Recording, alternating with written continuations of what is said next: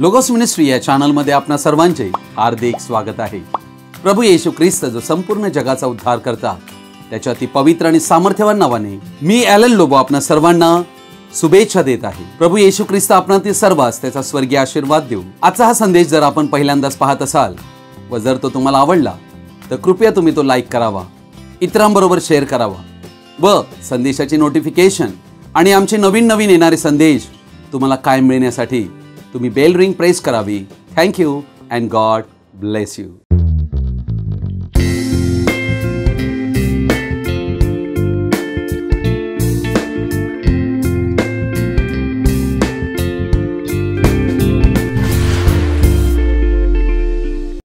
आज आपण एका महत्त्वाच्या विषयाकडे आपलं लक्ष लावणार आहोत आणि त्या विषयाला मी शीर्षक देऊ इच्छित आहे 7 मंडळी युगे, 7 चर्च एजेस। अर्थात हा विषय फारच महत्त्वाचा विषय आहे। तर 7 मंडळी युगे ही बायबल मधील शेवटचं पुस्तक प्रकटीकरणाचं याच्या 1, 2 आणि 3 या तिन्ही अध्यायामध्ये 7 मंडळी युगे आम्हाला आढळतात। या युगांची सुरुवात येशू ख्रिस्ताच्या मृत्यूनंतर झालेली आहे। एक युगासाठी देवाने आपला संदेशवाहक ठेवलेला आहे आणि आज तुम्ही आणि आम्ही शेवटच्या म्हणजे लावदिकीय मंडळी युगात आहोत आणि हे युग सरत आलेला आहे, संपत आलेला आहे। आम्ही त्याविषयीच आज अभ्यास करणार आहोत। म्हणून आपणा सर्वांना माझी विनंती आहे की आपण आपलं लक्ष या विषयाकडे देऊन हा संदेश सर्वजणांनी आवर्जून पाहावा अशी सर्वांना विनंती। योहानाला झालेले प्रकटीकरणाचे पुस्तक याचा पहिला अध्याय 1 ते 3 वचन मी आपणापुढे वाचत आहे। येशू ख्रिस्ताचे प्रकटीकरण हे त्याला देवाकडून झाले, ज्या गोष्टी लवकर घडून आल्या पाहिजेत त्या आपल्या दासांना दर्शविण्याकरिता हे झाले आणि त्याने आपल्या दूताला पाठवून त्याच्याकडून आपला दास योहान याला कळविले। त्याने देवाच्या वचनाविषयी व येशू ख्रिस्ताविषयी म्हणजे त्याने जे जे पाहिले त्याविषयी साक्ष दिली। या संदेशांचे शब्द वाचून दाखविणारा, ते ऐकणारे व त्यात लिहिलेल्या गोष्टी पाळणारे हे धन्य, कारण समय जवळ आला आहे। प्रभू या वाचलेल्या पवित्र वचनावर आपला आशीर्वाद देव आणि आम्हा सर्वांना या वचनाने आशीर्वादित करो, आमेन। या ठिकाणी आम्ही ही गोष्ट पाहत आहोत, या बायबलमध्ये केवळ एकमेव पुस्तक आहे जे स्वतः प्रभू येशू ख्रिस्ताद्वारे लिहिण्यात आले आणि ते पुस्तक योहानाला झालेले प्रकटीकरण। येशू ख्रिस्ताचं दर्शन योहानाला प्रत्यक्ष झाल्यानंतर योहानाकडून येशू ख्रिस्ताने हे पुस्तक लिहून घेतलेलं आहे आणि हे पुस्तक खास पुस्तक आहे। प्रकटीकरणाचे पुस्तक हे शेवटचे पुस्तक आम्हाला आढळते। अनेक लोक प्रकटीकरणाचे पुस्तक समजत नाहीत, अनेक लोक जे पवित्र शास्त्राचे अभ्यासक नाहीत, ज्यांना याविषयी काही माहीत नाही, परंतु ते प्रकटीकरणाचे पुस्तक काल्पनिक आहे किंवा हे खोटे आहे अशा प्रकारे बोलतात। प्रियजन हो, देवाचा शब्द आहे आणि देवाच्या शब्दाविषयी येशू ख्रिस्ताने म्हटले, आकाश आणि पृथ्वी नाहीसे होईल पण त्याच्या वचनातील काना किंवा मात्रा रद्द होणार नाही। म्हणून आम्ही देवाच्या वचना विरुद्ध कधीही काही बोलू नये। प्रकटीकरणाचं पुस्तक ही भविष्यवाणी आहे, तो वाचणारा आणि वाचून दाखविणारा ही आशीर्वादित आहे असे वचनात म्हटलेले आहे। प्रकटीकरणाचं पुस्तक अतिशय महत्वाचं पुस्तक या बायबल मधील आहे। अर्थात प्रकटीकरणाचं पुस्तक पहिला अध्याय येशू ख्रिस्ताविषयीचे प्रकटीकरण देते। प्रकटीकरण 2 आणि 3 अध्यायामध्ये आम्हाला 7 मंडळी युग आढळत आहेत। एके वेळेला प्रभू येशू ख्रिस्ताने आपले सर्व प्रेषित एकत्र असताना त्यांना प्रश्न केला होता की लोक मला कोण म्हणून म्हणतात, आणि त्यावेळेला कित्येक म्हणाले की बाप्तिस्मा करणारा योहान, कोणी म्हणतात एलिया, कित्येक इर्मया, कोणी संदेष्टापैकी एक असे उत्तर देत होते। हे तर जगातले लोक होते जे येशू ख्रिस्ताविषयी समजत होते। तेव्हा येशूने प्रश्न आपल्या शिष्यांना केला आणि त्यांना म्हटले, तुम्ही मला काय समजता? अर्थात येशू ख्रिस्त तुमच्यासाठी काय आहे? आणि त्यावेळेला ही गोष्ट प्रकटीकरणाकडे घेऊन जाते आणि तेव्हा एका व्यक्तीने मात्र उत्तर दिले आणि तो आहे सिमोन पेत्र। त्याने म्हटले, आपण ख्रिस्त जिवंत देवाचे पुत्र आहात। आणि येशूने त्यावेळेला त्याला म्हटले, सिमोन बारियोना, धन्य तुझी, तू धन्य आहेस, कारण मांस व रक्त यांनी नव्हे तर माझ्या स्वर्गातील पित्याने हे तुला प्रकट केले आहे।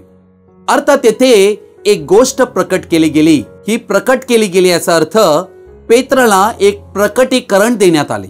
पेत्राला जे प्रकटीकरण देण्यात आले हे प्रकटीकरण यावरच ख्रिस्त येशूने आपली मंडळी बांधलेली आहे। हे प्रकटीकरण येशू ख्रिस्ताविषयीचे प्रकटीकरण आहे। रोमन कॅथलिक म्हणतात की ती पेत्रावर बांधली गेली. पेत्र चंचल व्यक्ती होता. पेत्राने येशू ख्रिस्ताचा 3 वेळा नकार त्यानंतर केला होता. आणि अशा पापी माणसावर देव कधीही आपली मंडळी बांधत नाही. ख्रिस्ताच्या मंडळीसाठी प्रकटीकरण फार महत्वाची गोष्ट आहे. 18वे वचन म्हणते, आणखी मी तुला सांगतो, तू पेत्र आहेस आणि या खडकावर म्हणजे पेत्रावर नाही, तर पेत्राला जे प्रकटीकरण स्वर्गीय पित्याने दिले की येशू ख्रिस्त नक्की कोण आहे, या प्रकटीकरणाच्या खडकावर मी आपली मंडळी रचीन. अर्थात ख्रिस्ताच्या मंडळीला ख्रिस्त नक्की कोण आहे याची ओळख व्हायला पाहिजे. जर ख्रिस्ताचीच ओळख मंडळीला नाही तर ख्रिस्ताची मंडळी ती कशी काय होऊ शकेल? ख्रिस्तच कोण आहे याला ती ओळखत नसेल तर. प्रियजन हो, म्हणूनच हे प्रकटीकरण देवाकडून देण्यात येते आणि ज्याच्यासाठी हे आहे त्याला हे प्राप्त होतेच. प्रकटीकरण याचा ग्रीक भाषेमध्ये अर्थ आहे अपोकॅलिप्स. याचा अर्थ आहे अनावरण करणे. अनावरण म्हणजे एखादं शिल्प जेव्हा बनविण्यात येते आणि ते ज्या वेळेला त्याची स्थापना करायची असते त्यावेळेला त्याच्यावर एक आवरण ठेवलेलं असते, ते आवरण काढण्यात येते आणि त्यावेळेला नक्की ते शिल्प काय होतं हे तेव्हा प्रकट होते. अनावरण म्हणजे आवरण काढून टाकणे. जी गोष्ट लपलेली होती ती उघड करणे. प्रकटीकरणाचं पुस्तक हे येशू ख्रिस्ताविषयीचं प्रकटीकरण असून प्रकटीकरणाच्या पुस्तकाची सुरुवात पहिल्या अध्यायात येशू ख्रिस्ताचं प्रकटीकरण देण्यात आलेलं आहे आणि नंतर आम्हाला आढळते की येणारी जी 7 मंडळीची युगे, महासंकटाचा काळ, 1000 वर्षाचा काळ, त्यानंतर होणारा न्याय, सैतानाचा नाश, नवीन आकाश नवीन पृथ्वी म्हणजे अनंतामधील सुरुवात आणि सर्व काही इतभूत गोष्टी या प्रकटीकरणाच्या पुस्तकात आम्हाला आढळतात. येशू ख्रिस्ताचं दर्शन योहानाला प्रत्यक्ष झाल्यानंतर योहानाकडून येशू ख्रिस्ताने हे पुस्तक लिहून घेतलेलं आहे. प्रियजन हो, योहान हा येशू ख्रिस्ताचा फार जवळचा शिष्य होता. अर्थात आम्हाला ही गोष्ट आढळते की हा योहान येशू ख्रिस्त ज्याच्यावर प्रीती करीत होता तो हा शिष्य आहे.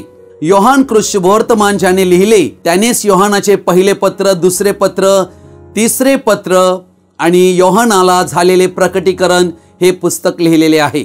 येशू ख्रिस्ताचे 11 प्रेषित हे सर्व ठार मारण्यात आले, त्यांची हत्या करण्यात आली, पण केवळ एकच येशू ख्रिस्ताचा प्रेषित उरला होता आणि तो सर्वात शेवटी राहिला आणि त्याचं नाव योहान होतं. कारण येशू ख्रिस्ताने योहान शुभवर्तमानामध्ये शेवटच्या अध्यायात ही गोष्ट आपल्या प्रेषितांना सांगितली होती की मी येईपर्यंत त्याने राहावे अशी माझी इच्छा असल्यास तुम्हाला त्याचे काय.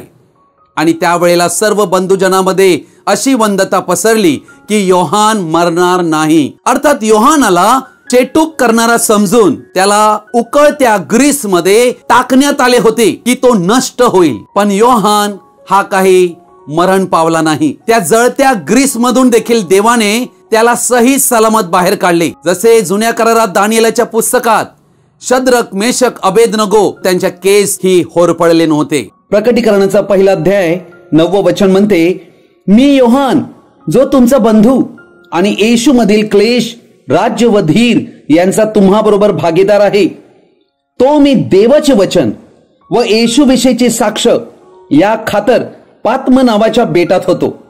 पात्म नावाचं हे बेट ग्रीक लोकांचं छोटस असं बेट होतं. हा प्रकटीकरणाचं पुस्तक लिहिणारा संत योहान याला पात्म नावाच्या बेटावर का टाकण्यात आले होते? या ठिकाणी योहान ही साक्ष देत आहे की त्याला क्लेशांतून जावे लागलेले आहे. योहान प्रभूचे शुभवर्तमान सांगत होता.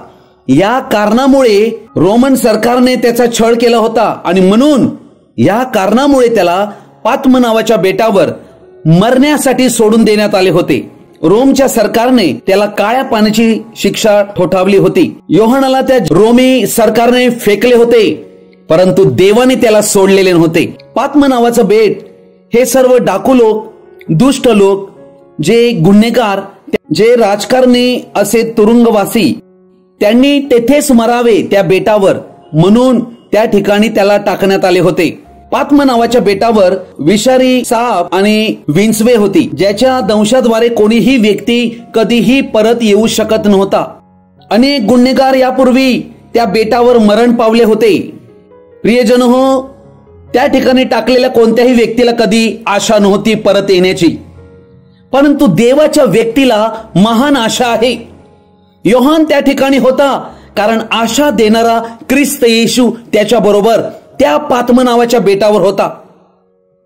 आणि अशा या अज्ञात ठिकाणी योहानाला टाकल्यानंतर त्या पात्म नावाच्या बेटावर योहान प्रभूची भक्ती करू लागला, प्रार्थना करू लागला आणि त्याचं अय्याम बदललं.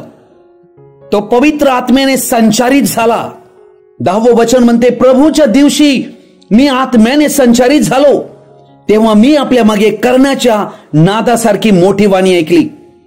प्रियजन हो, योहानाला आता काही भीती राहिली नाही. कोणत्या विषारी प्राण्यांची, सर्पाची किंवा विंचवाची भीती राहिली नव्हती. स्वर्गीय वातावरण तयार झाले होते. अशा या पात्म नावाच्या बेटावर योहानाला प्रभू येशू ख्रिस्ताचे दर्शन होते. आणि हे प्रकटीकरणाचं पुस्तक जे आज आम्ही वाचतो, हे योहानाला त्या पात्म नावाच्या बेटावर प्रकट करण्यात आले. ही गोष्ट ध्यानात घ्या. हे प्रकटीकरणाचं पुस्तक लिहिल्यानंतर हा संत योहान एक पाळक होता, वडील. त्याने पात्म नावाच्या बेटावरनं परत आल्यावर 5 वर्षे पाळकीय सेवा केलेली आहे. किती अद्भुत अशी ही गोष्ट आहे, विचार करण्यासारखी. आम्हाला ही गोष्ट आढळते की योहानाचा मृत्यू नैसर्गिक झालेला आहे. पूर्ण वयाचा होऊन योहान मरण पावलेला आहे. अर्थात आम्ही ही गोष्ट या ठिकाणी पाहत आहोत की योहानाला जे प्रकटीकरण प्राप्त झाले त्याद्वारे त्याला पुढे काय होणार हे सर्व काही देवाने कळविले, त्याचा दूत पाठवून कळविले. ध्यानात घ्या, प्रकटीकरणाचं पुस्तक 1 अध्याय 2 वचन म्हणते, त्याने देवाच्या वचनाविषयी व येशू ख्रिस्ताविषयी म्हणजे त्याने जे जे पाहिले त्याविषयी साक्ष दिली. अर्थात योहानाने जे जे पाहिलेले आहे त्याविषयी त्याने या प्रकटीकरणाच्या पुस्तकात साक्ष दिलेली आहे. आणि म्हणून वचन 11 म्हणते, ती वाणी त्याला म्हणाली, तुला जे दिसते ते पुस्तकात लिही. ही येशू ख्रिस्ताची वाणी आहे जी योहानाला सांगते की जे तू पाहतोस ते पुस्तकात लिही. आणि या ठिकाणी आम्हाला ही गोष्ट आढळते, योहान जे जे पाहतो ते तो लिहत आहे. आणि ते इफिस, स्मुर्ना, परगम, थुवतीरा, सार्दिस, फिलेडेल्फिया व लावदिकिया येथील 7 मंडळांकडे पाठव. योहानाला 7 मंडळींची नावं सांगण्यात आलेली आहेत. योहानाला काहीच माहित नव्हतं, पण योहानाला ही नावे प्रकट करण्यात आली. आणि ही सर्व नावे जी आहेत ही आशिया मायनर हा जो प्रदेश होता, तुर्किस्तान नावाचा जो देश आहे, ज्याला आजच्या जगात टर्की म्हणतात, हा देश जो आहे, या देशात असणारे हे शहरं आहेत. आणि ही 7 शहरं, त्या शहरांमध्ये काही वैशिष्ट्ये होती. या शहरांची वैशिष्ट्ये 7 मंडळी युगांना दर्शवित आहेत. आणि म्हणून ही 7 शहरांची नावे या ठिकाणी मंडळी युगांना देण्यात आलेली आहेत असे आम्हाला आढळत आहे. ही 7 मंडळी युग या ठिकाणी 7 समयीमध्ये दर्शविलेली आहे. आणि आम्ही ही गोष्ट पाहत आहोत. पहिल्या अध्यायामध्ये आम्ही 12 आणि 13 वचन पाहतो, माझ्याबरोबर बोलत असलेली वाणी कोणाची हे पाहण्यास मी मागे वळलो. मागे वळून पाहत होतो, सोन्याच्या 7 समया. ही 7 समयी जी आहे ही अशा प्रकारे दर्शविलेली आहे. इस्रायल लोक मंदिरामध्ये पवित्र स्थानामध्ये ठेवीत असत. त्यामध्ये तेल घालून ती कायम जळत राहावी ही याजकाची जबाबदारी होती. या 7 समया या मंडळ्या दर्शविलेल्या आहेत. 7 मंडळी युगांना दर्शवित आहे. या सर्व गोष्टी भविष्यात होणार होत्या. त्या योहानाला पात्म नावाच्या बेटावर कळविण्यात आल्या. 20वं वचन आम्ही या ठिकाणी पाहत आहोत, जे 7 तारे तू माझ्या उजव्या हातात पाहिले. अर्थात येशू ख्रिस्त हा या 7 समयीमधून फिरत आहे. मनुष्याचा पुत्र म्हणून पायघोळ वस्त्र घातलेला महायाजक. आणि येशू ख्रिस्ताच्या हातामध्ये 7 तारे आम्हाला आढळतात. हे 7 तारे काय आहेत पाहूया. 20वं वचन, त्यांचे आणि सोन्याच्या त्या 7 समयांचे गुज हे आहे. ही मिस्ट्री आहे, गुज आहे, रहस्य आहे. आणि ते काय रहस्य आहे? ते 7 तारे हे 7 मंडळांचे दूत आहेत. लक्षात घ्या, म्हणजे येथे 7 मंडळ्या आहेत आणि त्या 7 मंडळांसाठी देवाने 7 दूत नेमलेले आहेत, जे 7 ताऱ्यांमध्ये दर्शविलेले आहेत. अर्थात हे दूत जे आहेत हे देवदूत नाहीत, परंतु पृथ्वीवर देवाने पाठविलेले त्याचे संदेश वाहक आहेत, मनुष्य आहेत. ध्यानात घ्या. आणि ते 7 मंडळांच्या या युगांमध्ये ते आपापल्या वेळेला जन्माला आलेले आहेत. हे तारे आहेत. अर्थात ताऱ्यांना प्रकाश सूर्याकडून मिळतो आणि प्रभू येशू ख्रिस्त हाच जगाचा प्रकाश आहे. त्याच्याकडून हे प्रकाश पावलेले आहेत. अर्थात यांना येशू ख्रिस्त पाठवत आहे 7 वेगवेगळ्या युगांमध्ये, यासाठी की येशू ख्रिस्ताचं सत्य त्यांनी त्या मंडळी युगांतील सर्व लोकांना कळवावे. हे दूतांची सेवकाईला दर्शवित आहेत. 7 समय जे आहेत त्याविषयी आता मी पाहणार आहोत. या 7 समयात कशा प्रकारे देवाने हे 7 मंडळी युगांचे दूत ठेवले होते. मी तुमच्या पुढे हे 7 मंडळी युगांचे दूत आणि त्यांचा जो काही काळ होता तो मी आपणा पुढे ठेवत आहे. हे पहा कशा प्रकारे हे 7 मंडळी युगांचे दूत तुम्हाला दिसत आहेत. आम्हाला हे आढळते की हे 7 ही मंडळी युगे 2000 वर्षाच्या काळात विभागण्यात आलेली आहेत. पहिलं युग इफिस युग होतं, ज्याचा संदेशवाहक संत पौल जो प्रेषित तो होता. देवाने त्याला परराष्ट्रीयांसाठी सुवार्ता सांगण्यास नेमले होते. हा जो कालावधी होता इफिस युगाचा, हा इसवी सन 53 ते 170 पर्यंत होता. त्यानंतर आम्ही स्मुर्ना युग पाहतो, ज्याचा संदेशवाहक इरेनियस नावाचा व्यक्ती होता, ज्याचा अवधी इसवी सन 170 ते इसवी सन 312 पर्यंत होता. त्यानंतर तिसरं युग आम्ही पाहतो परगमस या युगाचा संदेशवाहक मार्टिन होता आणि याचा कालावधी इसवी सन 312 ते इसवी सन 606 होता. त्यानंतर आम्ही चौथं युग पाहतो थुवतीरा मंडळीचं युग, ज्याचा संदेशवाहक कोलंबा होता.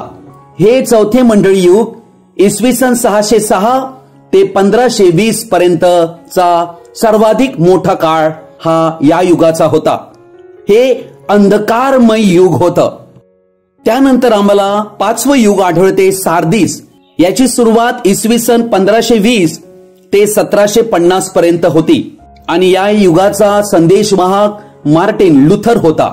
त्यानंतर 6वं युग आलं फिलाडेल्फिया. या युगाची सुरुवात ही इसवी सन 1750 ते 1906 पर्यंतचा हा कालावधी होता. या युगाचा संदेशवाहक जॉन वेस्ली हा होता.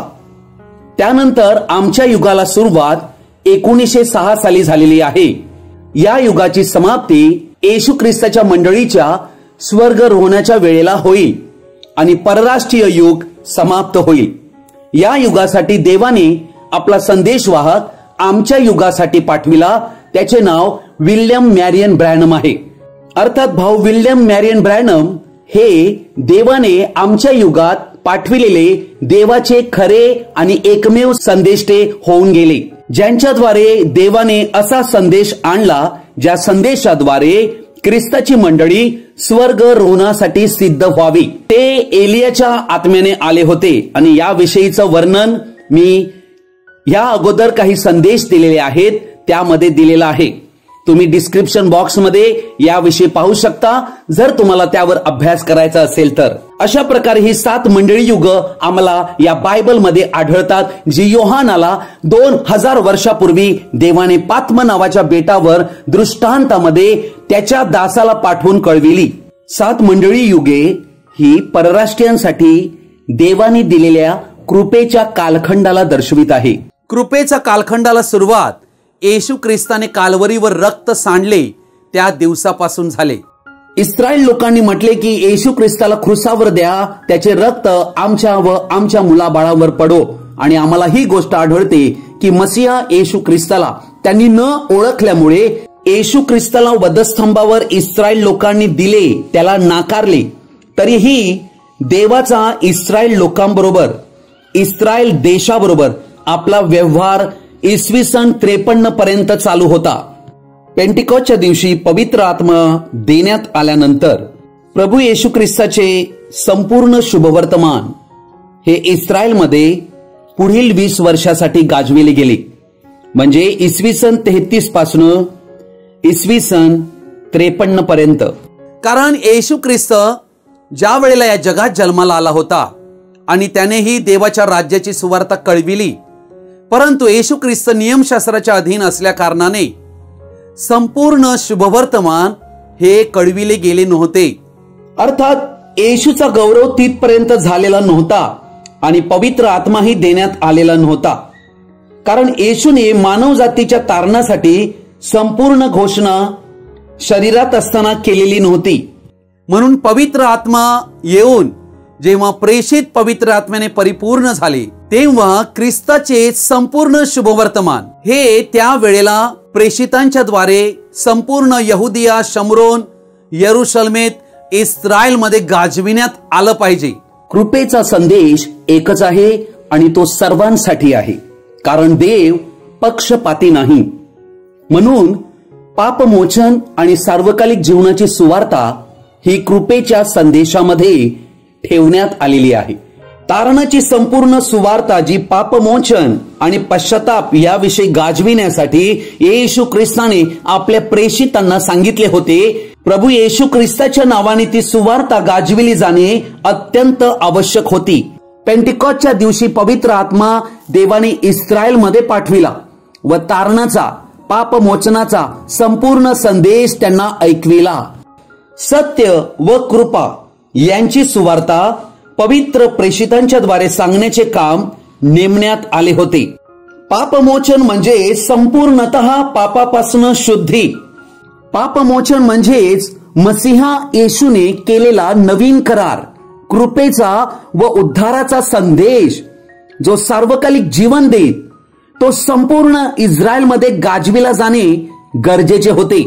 परंतु ज्या वेळेला इस्रायल लोकांनी देवाने दिलेला हा पापमोचनाचा, नवीन कराराच्या कृपेचा संदेश अवहेरला, नाकारला, तेव्हा हा संदेश परराष्ट्रीय लोकांकडे वळला आणि परराष्ट्रीय युगाला सुरुवात झाली. याविषयीचं वचन प्रेषित 13:46 ते 52 वचनामध्ये आम्हाला आढळते. प्रेषितांची कृत्य याच्या 13व्या अध्यायामध्ये 44 वचनापासून वाचतो. पुढल्या शब्दात दिवशी बहुतेक सर्व नगर देवाचे वचन ऐकायला जमले, पण लोक समुदायांना पाहून यहुदी लोकांना हेव्यामुळे चेव आला आणि पौल जे बोलला त्याला विरोध करून ते अपशब्द बोलू लागले. पौल देवाचं खरं शुभवर्तमान सांगत होता. यहुदी लोक शुभवर्तमान पौलाकडून ऐकून अपशब्द बोलू लागले. तेव्हा पौल व बर्नबा हे निर्भीडपणे म्हणाले, देवाचे वचन प्रथम तुम्हाला सांगावयाचे अगत्य होते. तरी ज्या अर्थी तुम्ही त्याचा अवहेर करिता व आपणाला सार्वकालिक जीवनाकरिता अयोग्य ठरविता, त्या अर्थी पहा आम्ही परराष्ट्रीयांकडे वळतो. कारण प्रभूने आम्हाला आज्ञा दिली आहे की मी तुला परराष्ट्रीयांचा प्रकाश करून ठेवले आहे, यासाठी की पृथ्वीच्या दिगंतापर्यंत तू तारण व्हावेस. अर्थात या ठिकाणी आम्ही पाहत आहोत 48वं वचन. हे ऐकून परराष्ट्रीय आनंदित झाले आणि त्यांनी देवाच्या वचनाचा महिमा वर्णिला. तेव्हा जितके सार्वकालिक जीवनासाठी नेमलेले होते तितक्यांनी विश्वास ठेवला. रोमकरसपत्र याचा 11वा अध्याय आणि याचा 19 वचनापासून मी वाचत आहे. तर तू म्हणशील की मला कलम असा लावावे म्हणून फांद्या तोडून टाकल्या होत्या. बरे, त्यांच्या अविश्वासामुळे त्या तोडून टाकल्या होत्या. अर्थात इस्रायल लोकांनी देवाच्या कृपेच्या संदेशावर अविश्वास केल्यामुळे त्यांना छाटण्यात आले, तोडून टाकले.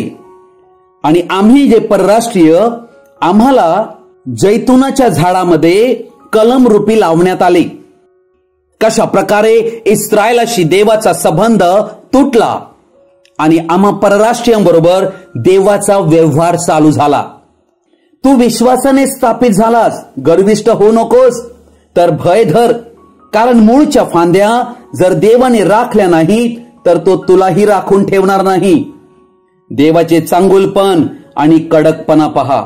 जे पडले त्यांच्याविषयी कडकपणा आणि तुझ्याविषयी देवाचे चांगुलपण. पण तू त्याच्या चांगुलपणात राहशील तर, नाही तर तूही छेदून टाकला जाशील. आणि ते अविश्वासात न राहिले तर तेही कलम म्हणून लावले जातील, परंतु देव त्यांना पुन्हा कलम लावण्यास समर्थ आहे. कारण जर तुला मुळाच्या रान जैतुनातून कापून टाकले आणि स्वभावाविरुद्ध चांगल्या जैतुनात कलम असा लावले, तर ज्या या मूळच्याच फांद्या त्या आपल्या जैतून झाडात किती विशेष करून कलम म्हणून लावल्या जातील. अर्थात हे भविष्यवाणीचे प्रकटीकरण संत पौलाला देवाने दिले. कशा प्रकारे इस्रायलाशी देवाचा संबंध तुटला आणि आम्हा परराष्ट्रीयांबरोबर देवाचा व्यवहार चालू झाला. 20 वर्षेपर्यंत हे वचन गाजवून देखील त्यांनी याचा स्वीकार केला नाही. निंदा केली, अवहेलना केली, अपशब्द बोलले आणि सार्वकालिक जीवनाकरिता स्वतःला त्यांनी अयोग्य ठरविले. तेव्हा ख्रिस्ताचे हे शुभवर्तमान हे आम्हा परराष्ट्रीयांकडे वळाले आणि तेव्हा परराष्ट्रीय युगाला सुरुवात झाली. रोमकरसपत्र याचा 11 अध्याय आणि 25वे वचन म्हणते, तर भावांनो, या गुजाविषयी तुम्ही अजाण असावे अशी माझी इच्छा नाही, यासाठी की तुम्ही स्वतःच्याच दृष्टीने शहाणे होऊ नये. ते गुज हे की राष्ट्रांच्या लोकांची पूर्णता आत येईपर्यंत इस्रायलला काही अंशी कठीण पण प्राप्त झाले आहे. अर्थात परराष्ट्रीय लोकांची पूर्णता आत येईपर्यंत जे अजून बाकी आहेत ख्रिस्ताच्या मंडळीच्या स्वर्गरोहणासाठी, ते एकदा तयार झाले की कृपेचं युग समाप्त होणार आणि इस्रायलला जे कठीणपण प्राप्त झालेलं आहे त्यांचे डोळे उघडले जाणार आणि ते येशू ख्रिस्ताला आपला मसीहा म्हणून स्वीकारणार आहेत. आता मी अशा काळात पोहोचलो आहोत. लावदिकिया युगाच्या समाप्तीच्या वेळेला फार गंभीर स्थिती मंडळींची झालेली आहे आणि ख्रिस्त येशूला मंडळीच्या बाहेर मंडळीने काढलेले आहे. जे प्रेषितांच्या द्वारे शुभवर्तमान देण्यात आले होते ते आजच्या जगांतील ख्रिस्ती मंडळ्या स्वीकारण्यास तयार नाहीत, कारण त्यांनी देवाचं सत्य शुभवर्तमान ते नाकारले आणि या कारणाने आता ते वचन परराष्ट्रीय नाकारून इस्रायलकडे आता जाणार आहे आणि त्याचा स्वीकार 1,44,000 इस्रायली लोक, अब्रामाच्या वंशाची प्रजा ती स्वीकारणार आहे. कृपेचा दरवाजा त्या दिवशी बंद होईल आणि मंडळी युग, परराष्ट्रीयांचं मंडळी युग त्या दिवशी समाप्त होईल. लावदिकिया मंडळीचं युग त्या दिवशी समाप्त होईल, ज्या दिवशी येशू ख्रिस्ताची मंडळी स्वर्गरोहणात उचलून घेतली जाईल. थेसलनिकाकरास पहिले पत्र याच्या 4थ्या अध्यायात दिलेल्या वचनाप्रमाणे. आणि त्यावेळेला कालखंड समाप्त होईल. कृपा राहणार नाही, कोणाचेही तारण होणार नाही. कृपा येशू ख्रिस्ताचं रक्त कालवरीवर सांडल्या कारणाने मिळाली होती. मंडळी युगाची समाप्ती होते. येशू ख्रिस्ताचं येणं होते त्यावेळेला समाप्त होते. येशू ख्रिस्त जो गेल्या 2000 वर्षापासून महायाजकीय सेवा करीत होता, ज्या दिवशी महायाजकीय सेवा समाप्त होते त्यावेळेला रक्त दयासनावर राहत नाही. त्याच्या सेवेचा अंत होऊन तो राजांचा राजा, न्यायाधीश म्हणून प्रगट होतो. तो आपल्या वधूला प्रथम घेऊन जातो आणि मग संपूर्ण जगावर महासंकटाचा अत्यंत क्लेशदायी समय पाठवितो आणि त्याद्वारे संपूर्ण जगाला, परराष्ट्रीय युगाला शिक्षा फरमावितो. प्रभू येशू ख्रिस्ताची कृपा, प्रेम, दया, आनंद आणि शांती आपणा सर्वांबरोबर तो येईपर्यंत कायम राहो. आमेन. आजचा हा संदेश आपण सर्वजणांनी ध्यानपूर्वक शेवटपर्यंत पाहिल्याबद्दल आपणा सर्वांचा मी हृदयपूर्वक आभारी आहे. हा संदेश ऐकल्यानंतर नक्की तुम्हाला काय कळले तुम्ही कृपया कमेंट बॉक्समध्ये कळवू शकता किंवा माझ्याशी व्यक्तिगत संपर्क साधू शकता. Thank you and God bless you.